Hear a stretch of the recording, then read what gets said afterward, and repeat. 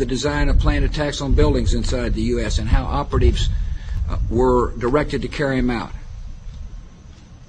That is valuable information for those of us who have the responsibility to protect the American people. He told us the operatives had been instructed to ensure that the explosives went off at a point that was high enough to prevent people trapped above from escaping. He gave us information that helped uncover Al-Qaeda cells' efforts to obtain biological weapons.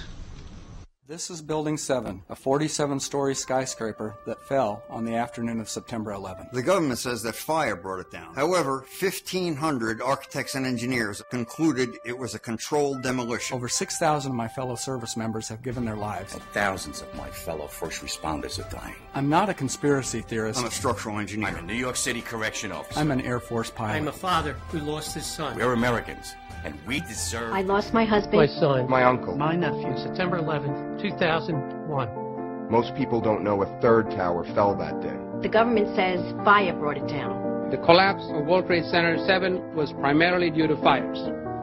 I, along with 1,400 other architects and engineers, have found the government's conclusion to be physically impossible. Impossible. We need the truth about what happened that day. Go to rememberbuilding7.org. Why it fell, why it matters, and what you can do.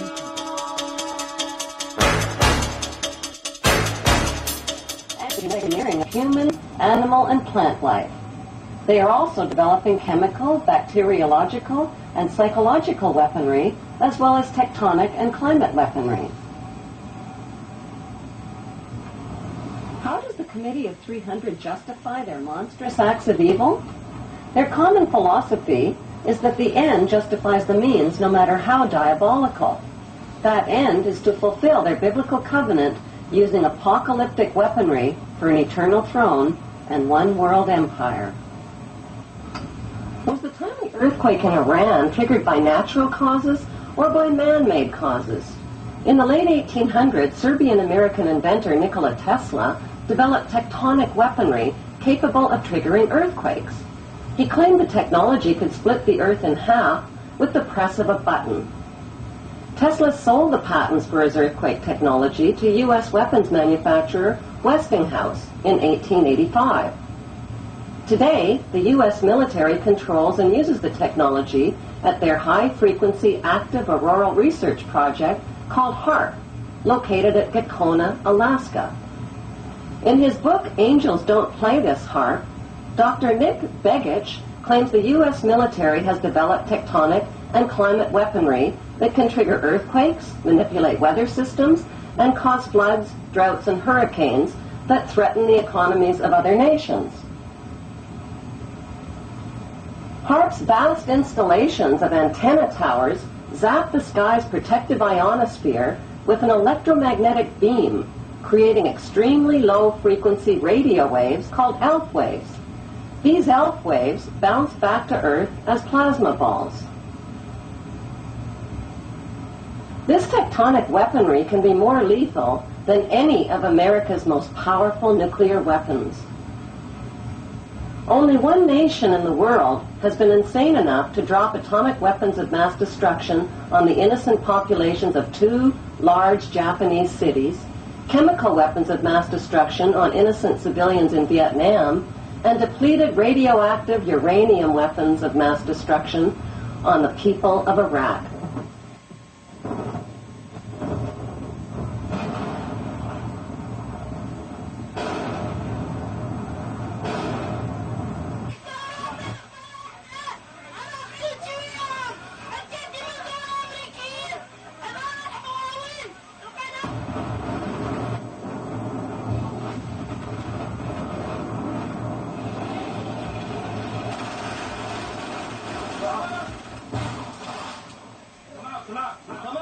Come out! Open the door! Get your hands up and come outside! Come outside! Everybody in the house needs to come outside! Out here in the yard! Keep going! No one there. No one in that one. Yeah, clear the house now. Let's sweep on down straight.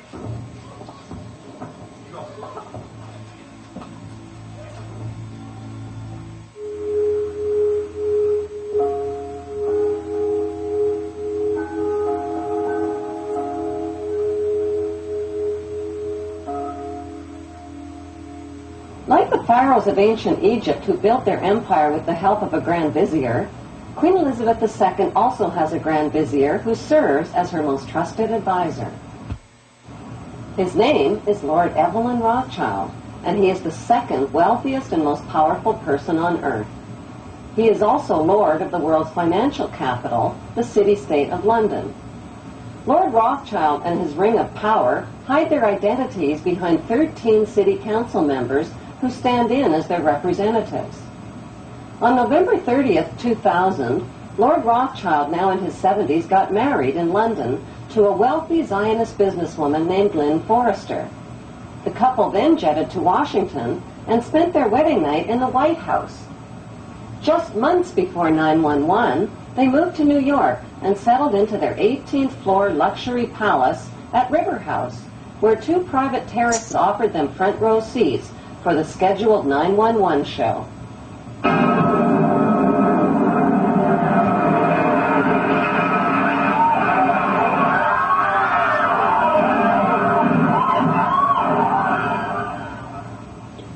Just how rich and powerful is Lord Evelyn Rothschild? Historically, the Rothschild family wealth was hidden in underground vaults. The Rothschild secret financial records were never audited and never accounted for. Their family commissioned biographies give the illusion that their family fortune has dwindled, but researchers estimate their wealth at close to $500 trillion, more than half the wealth of the entire world.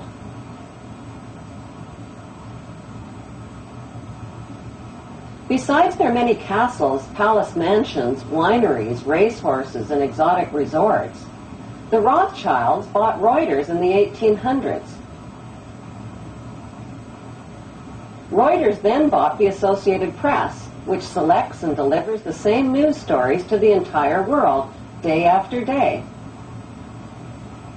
They have controlling interest in 3 major television networks and easily avoid media attention since they own it. Until recently, they owned and operated England's Royal Mint and continue to be the gold agent for the Bank of England, which they also direct. They control the LBMA, London Bullion Market Association, where 30 to 42 million ounces of gold worth over $11 billion are traded daily. The Rothschilds earn millions weekly just on transaction fees alone. They also fix the world price of gold on a daily basis and profit from its ups and downs. Over the centuries, the Rothschilds have amassed trillions of dollars worth of gold bullion in their subterranean vaults and have cornered the world's gold supply. They own controlling interest in the world's largest oil company, Royal Dutch Shell. They operate phony charities and offshore banking services where the wealth of the black nobility in the Vatican is hidden in secret accounts at Rothschild Swiss banks, trusts, and holding companies. Although Evelyn Rothschild looks like a harmless gray-haired old man, make no mistake about it, Rothschild and his ancestors have handpicked presidents, crashed stock markets, bankrupted nations, orchestrated wars, and sponsored the mass murder and impoverishment of millions. The wealth hoarded by this one family alone could feed, clothe, and shelter every human being on earth.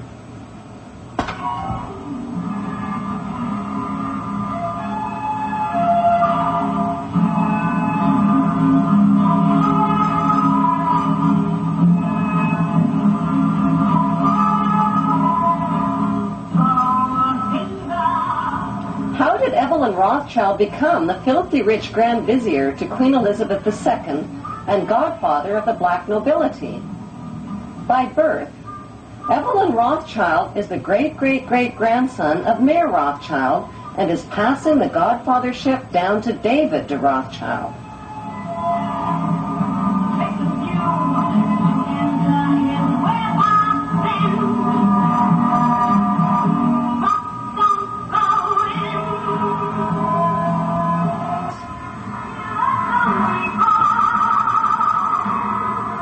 Their story begins in 18th century Frankfurt, Germany, on a cobblestone street called Frankfurt on the Main.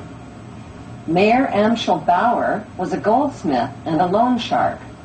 He hung a red hexagram shield over his doorway and changed his name from Bauer to Rothschild, which means red shield in German.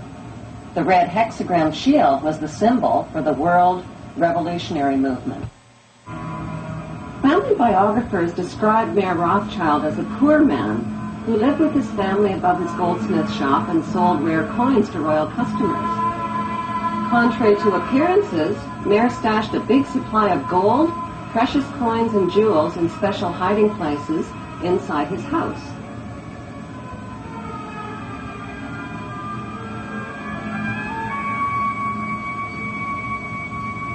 One special hiding place was beneath the back courtyard, where he accessed his strongbox through an underground passageway.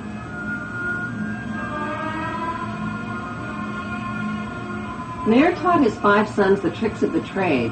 To them, he wasn't just their father, he was their lord and master. To them, he was Lord Mayor. In 1773, Mayor Rothschild invited 12 wealthy, revolutionary-minded men to his goldsmith shop. Together, they formulated a plan to seize control of the world's wealth. They made a pact to secretly pool their money and influence to bankrupt the nations of the world and create a new world order. Using his connections, Mayor